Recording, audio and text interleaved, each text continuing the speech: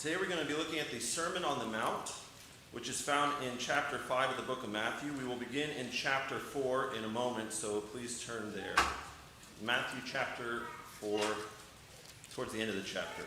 The first 4 chapters of Matthew's Gospel give an easy-to-follow narrative leading up to the Sermon on the Mount, as it is most commonly known.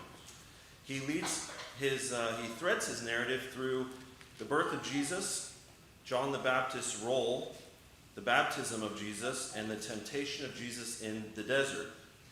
And just before chapter 5, Jesus begins his ministry and calls the first disciples. So let's start reading in Matthew chapter 4, verse 23.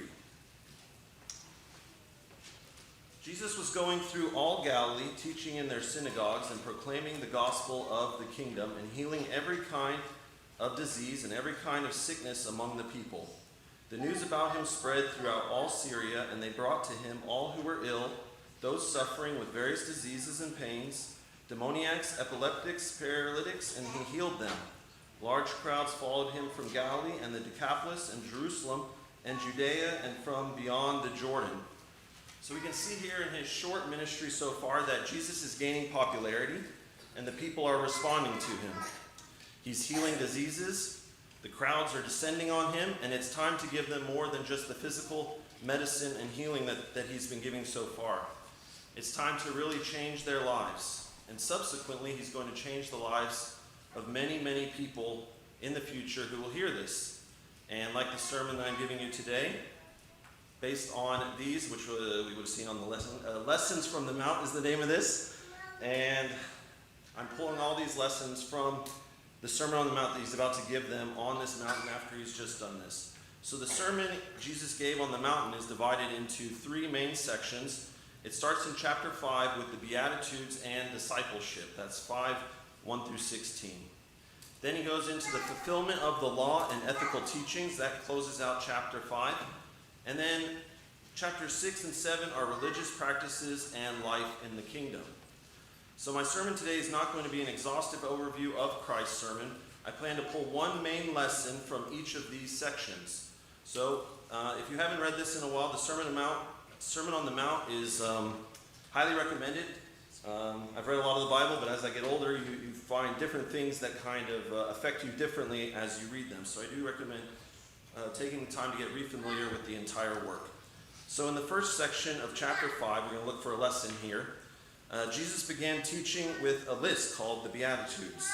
And this is a to-do list type of thing. To-do list people really appreciate this approach. It gets right through it. So let's read these quickly. And that's Matthew chapter 5, verse 3. Blessed are the poor in spirit, for theirs is the kingdom of heaven. Blessed are those who mourn, for they shall be comforted. Blessed are the gentle, for they shall inherit the earth. Blessed are those who hunger and thirst for righteousness, for they shall be satisfied.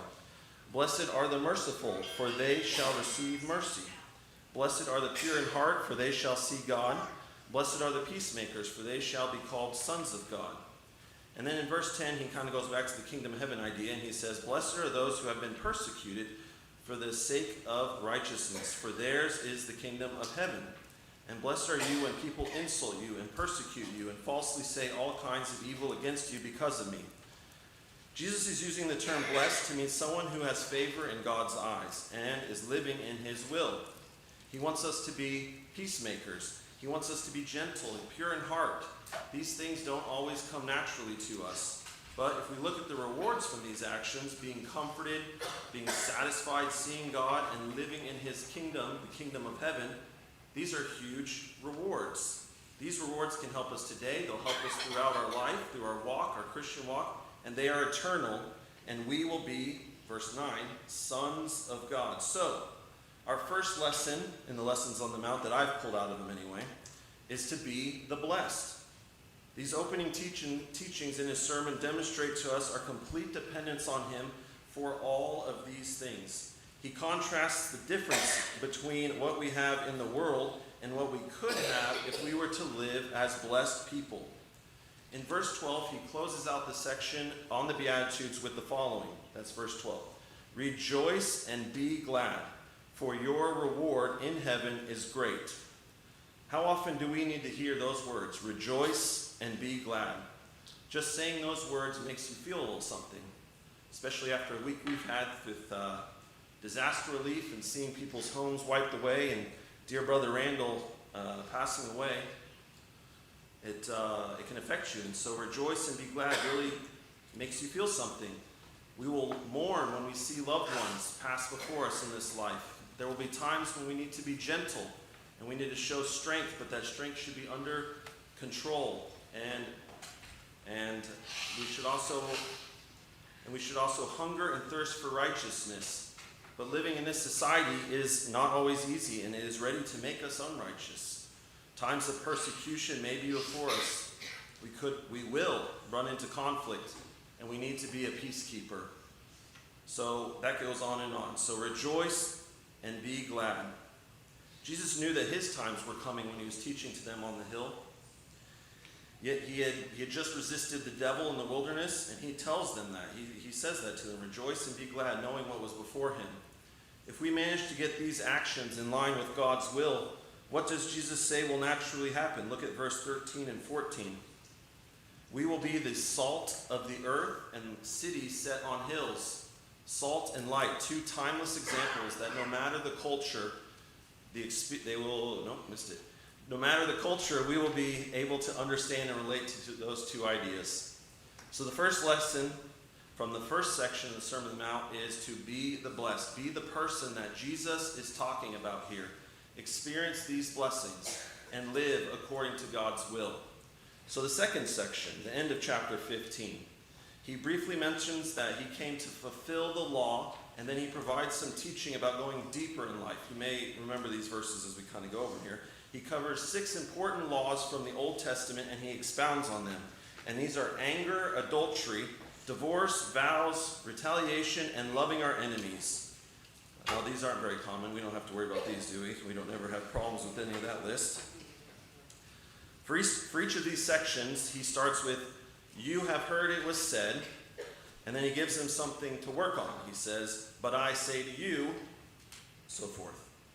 So what can we draw from this section about actually doing that? Well, lesson number 2, we can go beyond what is expected.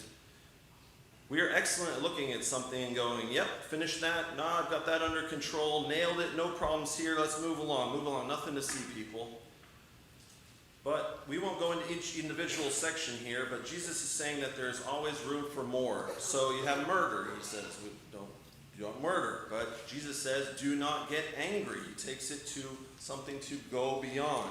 Adultery, do not even lust. Do not even have that in your heart. Divorce, do things orderly. Vows, don't even make an oath. Eyes and teeth, turn the other cheek. Hate your enemies, love and pray for them. What a world this would be if people would follow these 6 basic ideas. So much would be different and so much could be fixed. The irony of what this world is trying to accomplish today with peace, love, equality, and so on and so forth is that Jesus already came and he already gave the blueprint for it. So why doesn't the world adhere to these? Something I've pondered. Basically, these ideas require work. They require effort and commitment on our part. They do not come naturally, as I said earlier. They must be developed. They are churchy.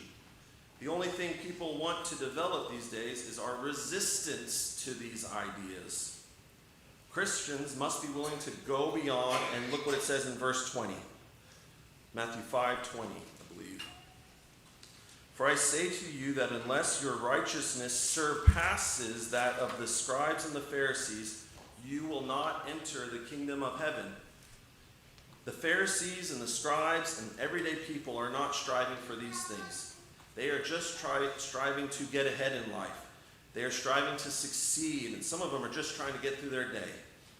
So we should be the salt and the light and the ones that are striving to go beyond what is normal or expected, because we are the ones that will go beyond this current place into eternal glory with God. So that's lesson number 2. Go beyond this world. So let's find a third lesson from this section, the lesson on the mount. And this is an old version of my script, but we're going to figure it out. Lesson number 3. If you're not building on the rock, you're in the sand. He says there will be storms. Let's see where that was. That is, all right. There we go. Sorry, we'll go back. Look at chapter, I believe it's 7. Chapter 7 and in verse 24. We're going to read that. Yeah, pass right over it. Oh, you got the lesson before we read it. Unbelievable. Chapter 7, verse 24. Therefore, everyone who hears my words, these words of mine, and acts on them, may be compared to a wise man who built his house on the rock. And the rain fell, and the floods came, and the winds blew and slammed against that house, and yet it did not fall, for it had been founded on the rock. Everyone who hears these words of mine and does not act on them will be like a foolish man who built his house on the sand. The rain fell, and the floods came, and the winds blew and slammed against the house, and it fell, and great was its fall. What a way to end a sermon. Jesus had gone over so many things that we didn't even cover tonight, about how to make an amazing life here on earth and how to enter the kingdom of heaven. And now he ends with a dilemma, or a call to action, if you will, from the marketing world. Lesson number 3, if you're not building on the rock, then you're in the sand. He says that there will be storms, and he doesn't just say rain. He says floods and winds. There will be times of trouble ahead. And are you ready to live, and are you ready and living the correct way now? He says he's been telling us how this works throughout the whole sermon, and he wants us to see the warning signs. So if you're looking for a life of trouble, the sand is a place for you. You can dig quite a hole in the sand if you want. The sand is easy. It's building on the rock that takes work, but will give you a lasting foundation. Don't take the wide path, take the narrow path. You need to build on the rock so that you will have spiritual stability. Your foundations must be able to hold on when the wind blows.